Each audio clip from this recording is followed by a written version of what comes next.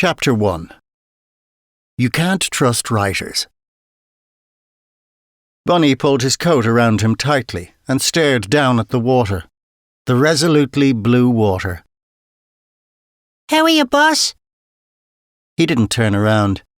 He didn't need to. Dickie, how would you describe the colour of that water? The youngster moved to stand beside Bunny and looked down. Do you mean the sea, boss? Of course I mean the sea. What other body of water is there knocking about the place? Decky pointed. There's a puddle over there. Bunny sighed. Talking to Decky was never an advisable activity this early in the day.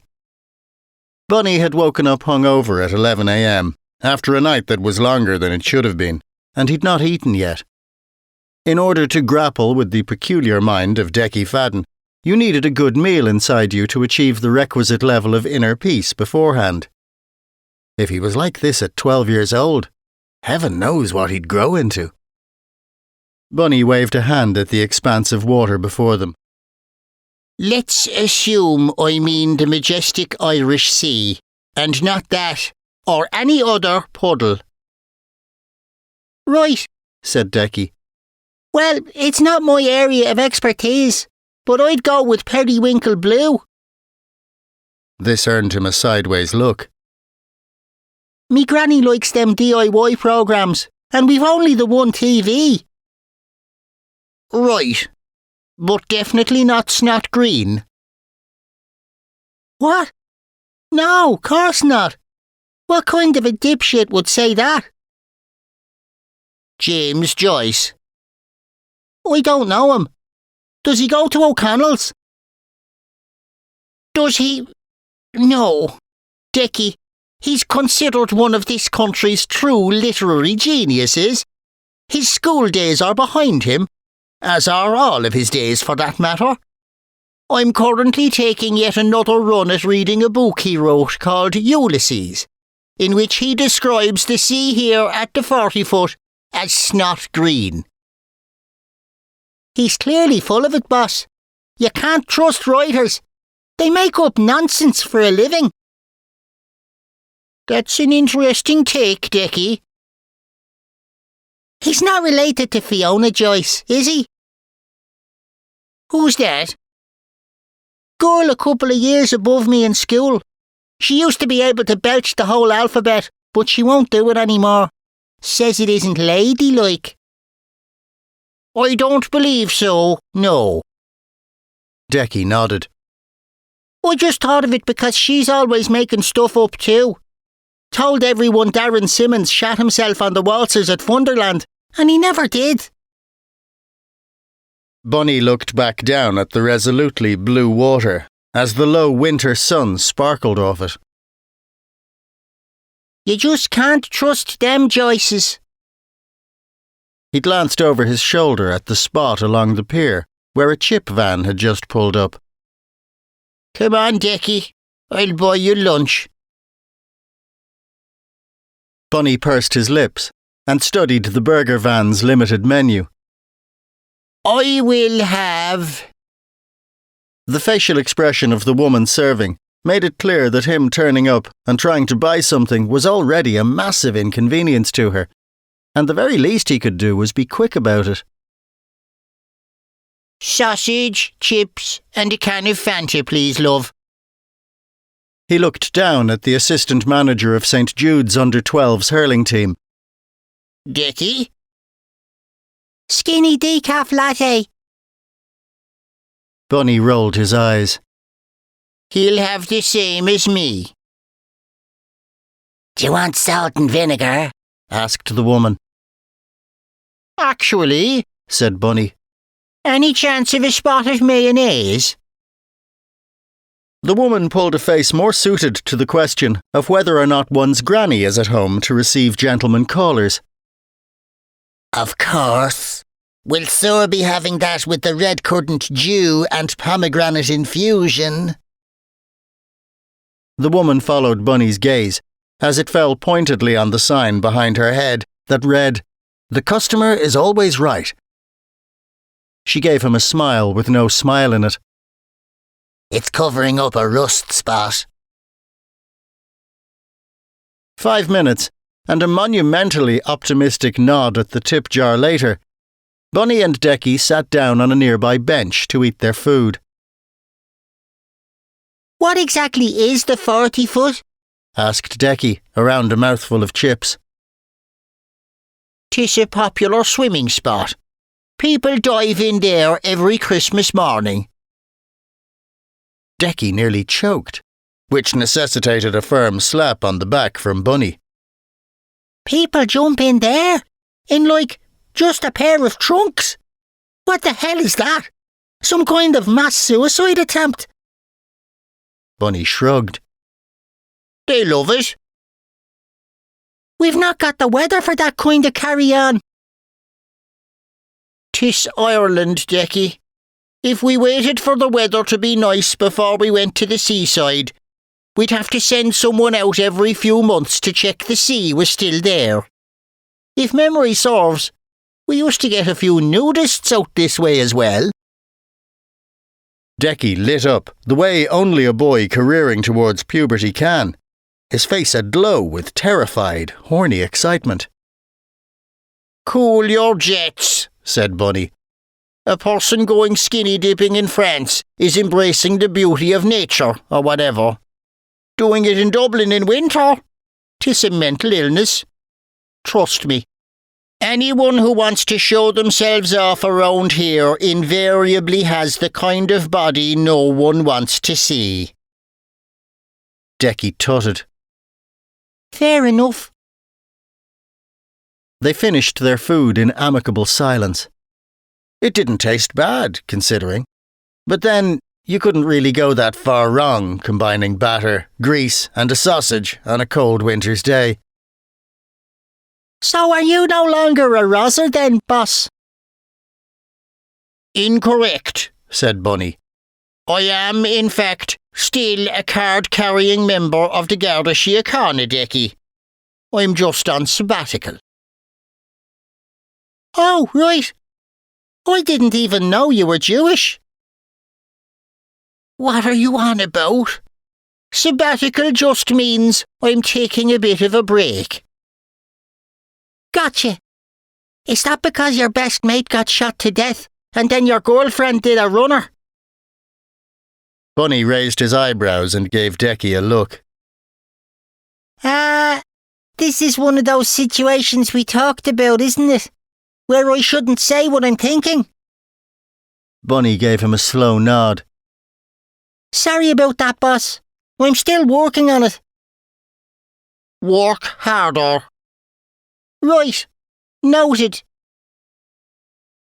Bunny reached across and tossed his styrofoam packaging into the bin. So how are things at home? Fine. Grandad gave me a lift out. Decky jerked his head in the direction of the car park. Bunny had already clocked the Opel Corsa parked up there with Decky's grandfather sat in the front, his heavy overcoat on, a newspaper in his hands. School? Same old, same old. How come you're not there? Training day. You'd think they'd have already trained the teachers before they let them loose on us, but apparently not. Right. Bunny watched as a couple of mothers with prams power-walked by. I guess what I'm getting at, Decky, is why exactly did you want to meet somewhere so far away from your typical stomping ground? I don't want to get fitted for no snitch jacket. What have I told you about watching those American cop shows? Life on the streets ain't easy, boss. I'm keeping it real. If memory serves, you live on a rather nice cul-de-sac. That's a type of street.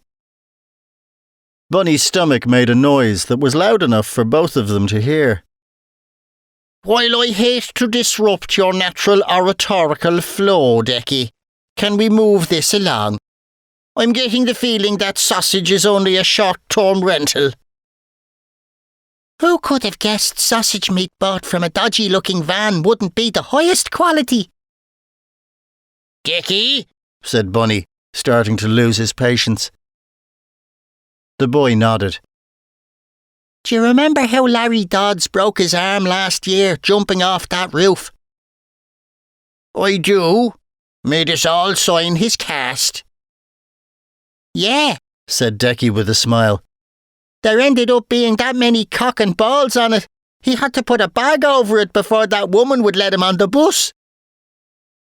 Decky's grin fell away when Bunny's facial expression made it clear that he hadn't known that particular fact and wasn't impressed by it. Anyway, Decky continued, my point is, he was mad proud of it. I know. They had to force him to get it removed in the end. Bloody thing stank. Exactly. Lads that age are obsessed with that kind of thing. Bunny frowned. You do realise that you are also that age? Decky entirely ignored the question. He found half a chip sitting in the folds of his anorak and popped it in his mouth. So what's up with Larry? Nothing. Larry is grand. It's Alan. With 1 or 2 L's? 1. I still reckon 2 was a spelling mistake. For the last time, it's French or Scottish or something. Foreign, anyway. Now, what about Alan? He's got a bruise on his arm, like a proper belter. Several different colours. The lot. OK. And he doesn't want anyone to see it. Bunny nodded. Didn't Alan and his ma recently move in with Gary Kearney? Yeah, the great white dope of Irish boxing. I lost 20 quid on his last fight. You shouldn't be gambling. Not on that wasters matches. You're dead right, boss.